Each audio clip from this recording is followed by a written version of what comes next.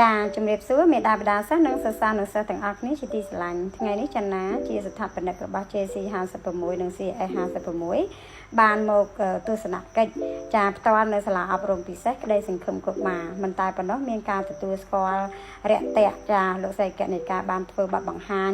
ចាអំពីចក្ខុវិស័យនិងគោលបំណងដែលយើងទទួលយកកុមារ Autism កុមារ Down Syndrome កុមារយឺតយ៉ាវភាសានិងការនិយាយកុមារខ្សោយសតិបញ្ញានិងកុមារខ្សោយក្នុងការរៀនសូត្រផងដែរ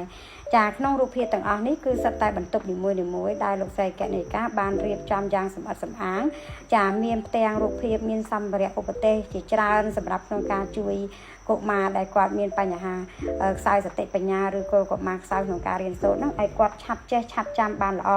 ហើយអ្វីដែលសំខាន់ជាងនោះទៅទៀតនោះគឺសាលាអប់រំពិសេសក្តីសង្ឃឹមកុមារនោះបានបើកនៅក្នុងប្រទេសកម្ពុជាហ្នឹងរយៈពេល5ឆ្នាំកន្លងមកហើយចាហើយមេដាបេដាសិស្សកំពុងតែមានទឹកកង្វល់តាមិនដឹងទៅយកកូនហ្នឹងទៅដាក់នៅសាលាណាពីព្រោះកូនខ្លួនកំពុងតែមានបញ្ហា Autism ឬក៏ Down Syndrome ដោយខាងលើដែលខ្ញុំបានរាយរាប់មកចឹងពេលដែលអាកប្បកិរិយាលោកស្រីកណិកាធ្វើបទបង្ហាញនេះគឺគាត់ចង់បង្ហាញថាជួនកាលក្មេងខ្លះកាចពេកក្មេងខ្លះអត់ស្ងប់អារម្មណ៍អញ្ចឹងយើងត្រូវប្រើរៀលនៃការធម្មជាតិដូចជាការដេកខ្សាច់នេះធ្វើឲ្យគាត់ននាលធ្វើឲ្យគាត់ប៉ះផ្ទាល់អញ្ចឹងទៅអាចព្យាបាលគាត់បានផងដែរបន្ទប់នីមួយៗសុទ្ធតែរៀបចំឡើងដោយរចនាសម្ព័ន្ធតាម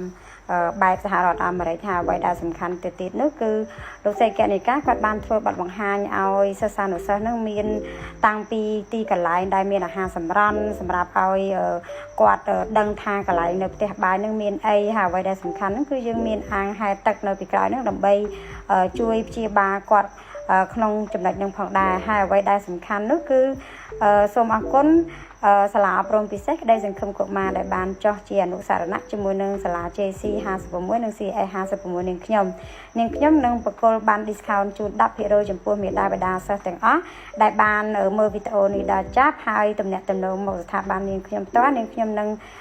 ផ្ដល់ជូននៅបានបញ្ចុះតម្លៃ 10% ចាសូមអរគុណ